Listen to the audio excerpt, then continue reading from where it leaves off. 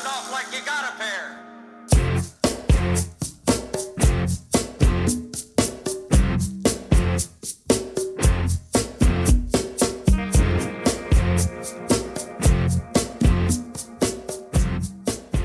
Hi, everybody. My name is Davey Newlove, and we're here to start the very first Solar Plus podcast. We are a solar company based out of Atlanta, Georgia, and I'm here with the owner and president of the company, Don Tonic. Go ahead and introduce yourself. Yes, this is Don Tonic here. Welcome, world, to the first Solar Plus podcast. We're going to be talking about what's going on in the solar industry on a regular basis, and also getting some great interviews with some of our favorite people in the industry.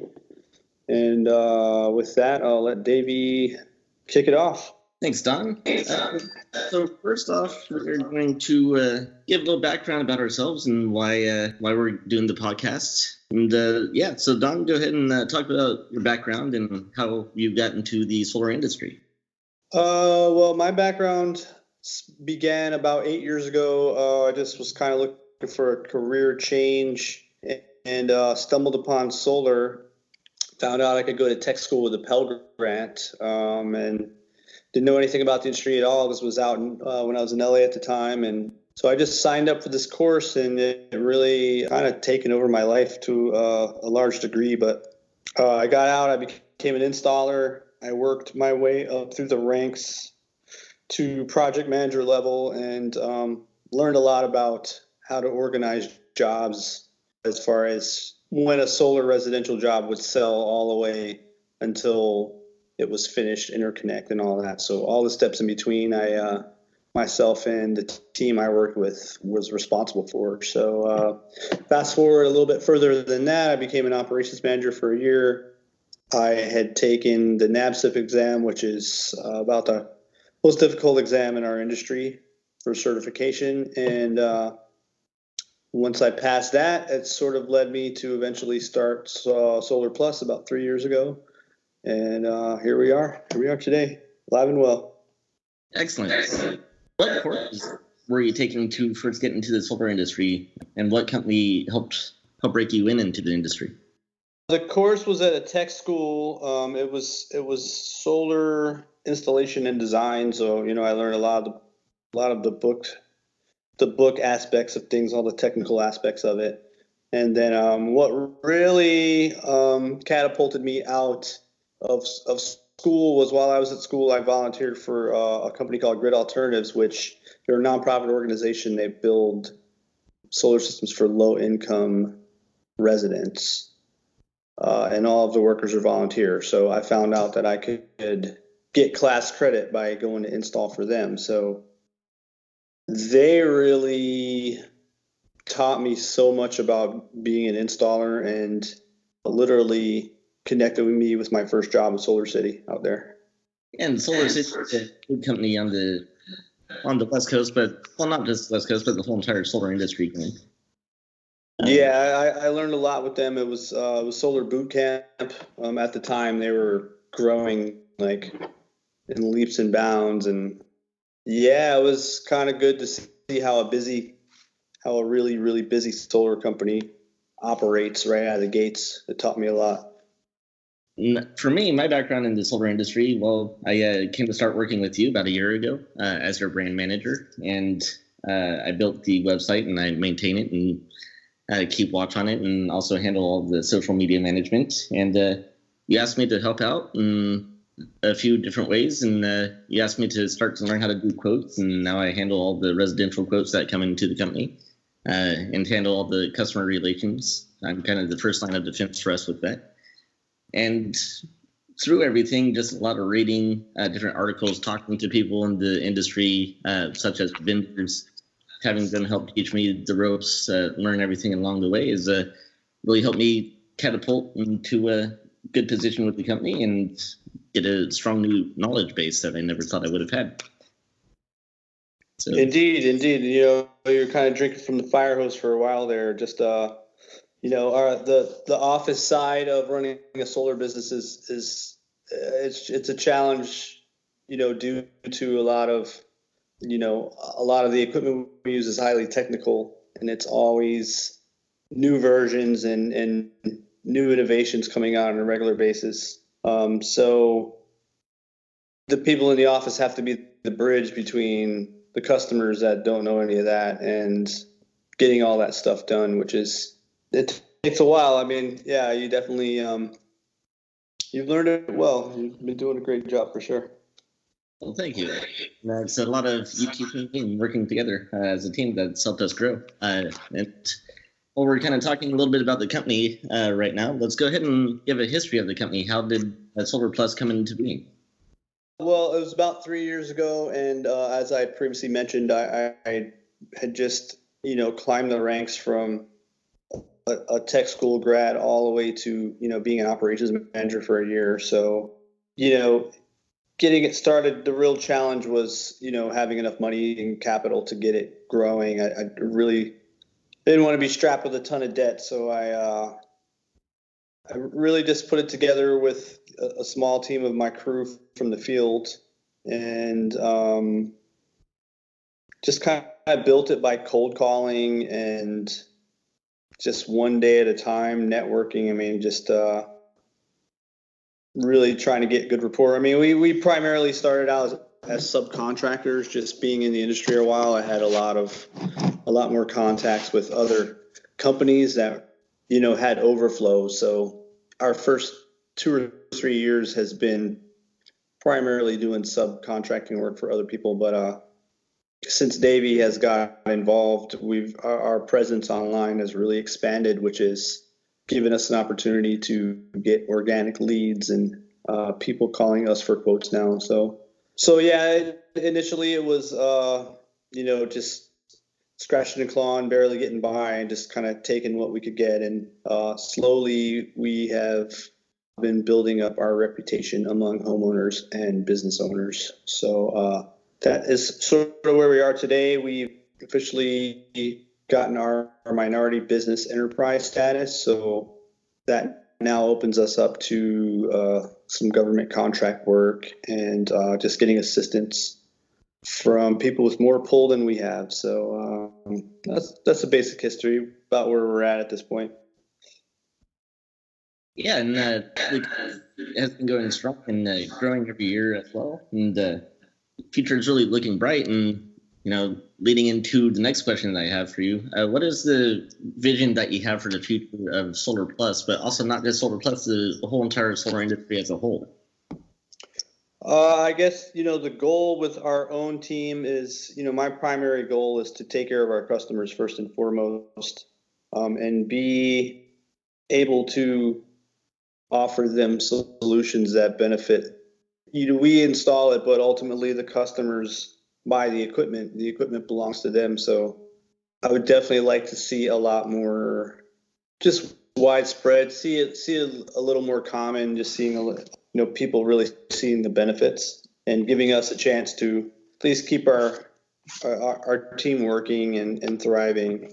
As far as the solar industry in general, I'd really like to see the batteries have a breakthrough. So a lot of power that can be generated can be stored. I think it's going to be a real game changer and may finally put the utility companies on their heels, because they're really fighting the change that the solar industry is bringing.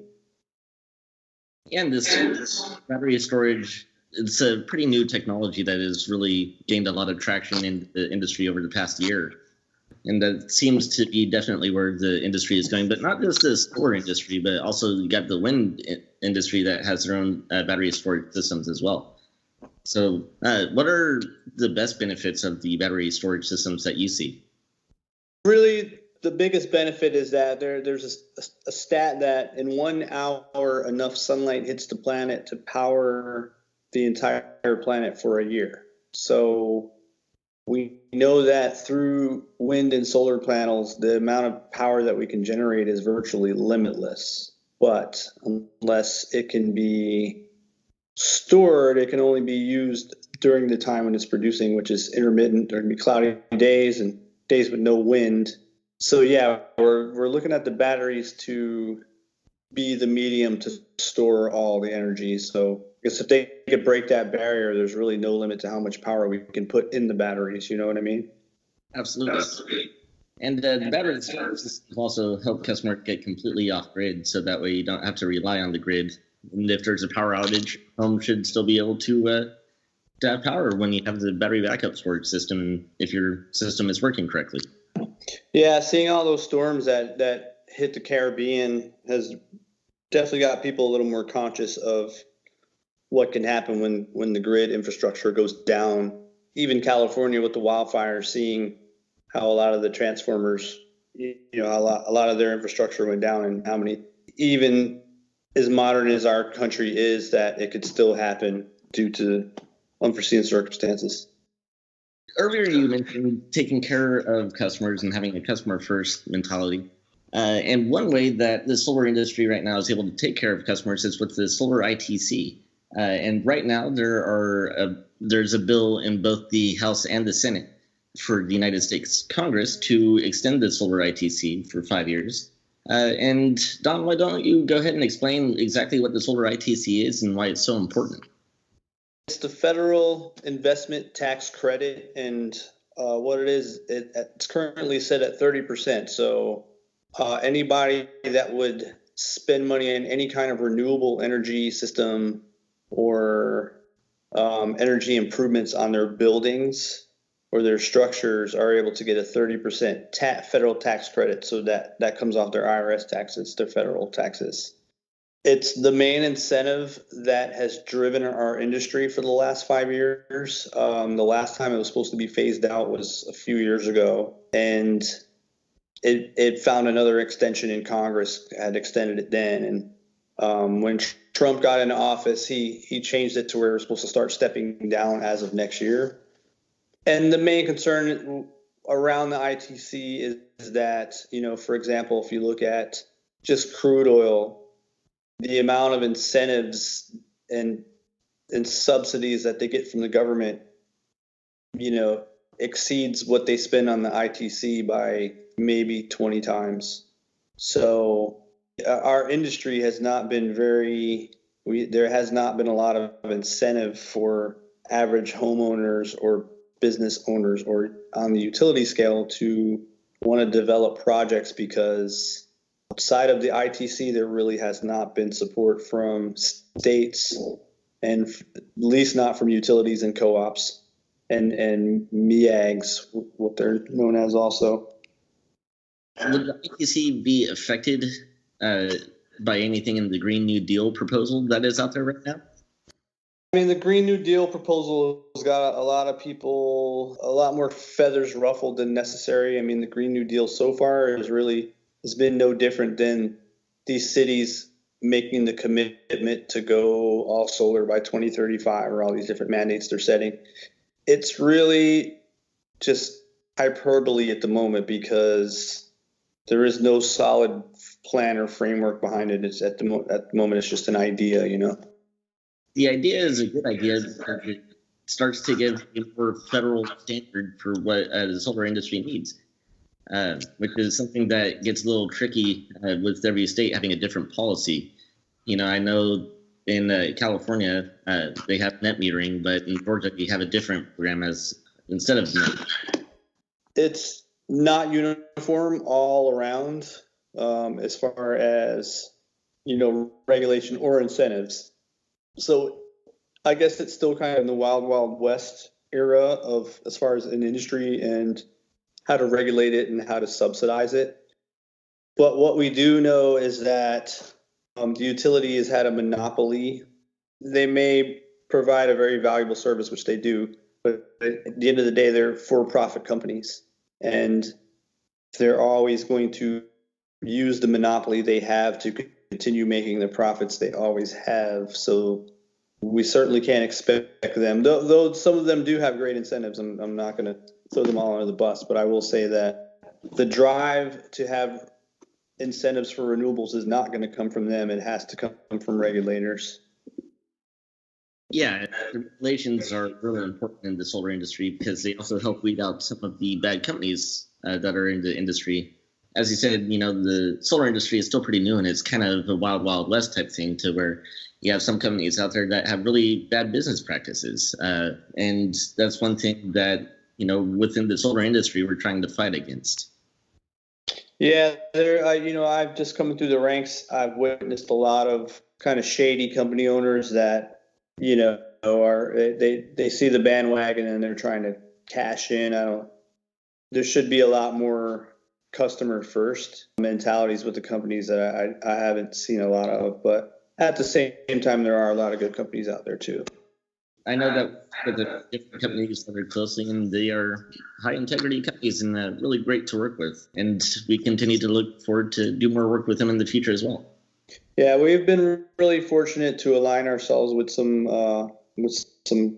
great firms and some great individuals that really believe in solar and are more concerned with making a positive impact on the world than they are with how much money they're making, which there's money to be made, but first things first. Making sure that we're taking care of the customer and the planet is definitely more important than making as much money as we possibly can. Yeah, I mean, if you really don't believe in better alternatives for the future and for assisting future generations, then yeah, maybe they should move to the side. Oh, we have a couple of contracts coming up for some residential installs. Tell me a little bit about what going solar, especially a solar with battery system, what that does for the resale value of a home.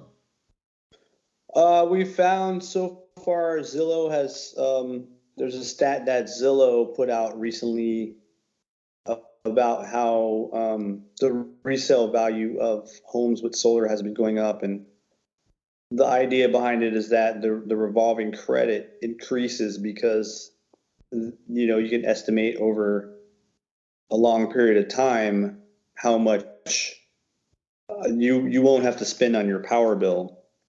And if you look at California as like the first state to mandate that all new homes have to have solar systems on them, and they did get a lot of pushback on that, but I think what trumps that argument has been the data that they've shown that any house brand new that has a solar system, over the course of the lifetime of that house, it is more efficient and it is more cheaper in the long term to start out with a renewable energy system and a lot of thermal treatment in the house to make sure that it's not leaking a lot of power and wasting a lot of power. And I know that tax use with solar increases. There's a report that PV came out with recently that studied the solar installations in North Carolina and found that tax revenue jumped from $513,000 in 2017 to $10.6 million in 2018 after those properties got solar on them. So not only is it beneficial for customers, it's also beneficial for local governments as well, as they get some money coming back into their pockets and going back into the community. Indeed, and wherever there's been a lot of solar deployment, it's been great for putting people to work. How many jobs would you say the solar industry has created over the past 2 years? There's stats out on that, but last I heard, I think it was the fastest growing employment opportunity in the nation. Moving away from coal energy, I know that I believe SIA, or one of the other solar advocates that we have, has promoted, taking these coal workers in coal factories and switching them over to renewable energies and training that workforce with government subsidies, which is a great idea because that means that nobody's really losing their job. Everybody is just moving to a new industry and learning new skills. I mean, that is a great opportunity, and we welcome them and felons and anyone else that normally would have a difficult job, a difficult time getting the kind of work. We welcome all of them, and we welcome everybody into the workforce.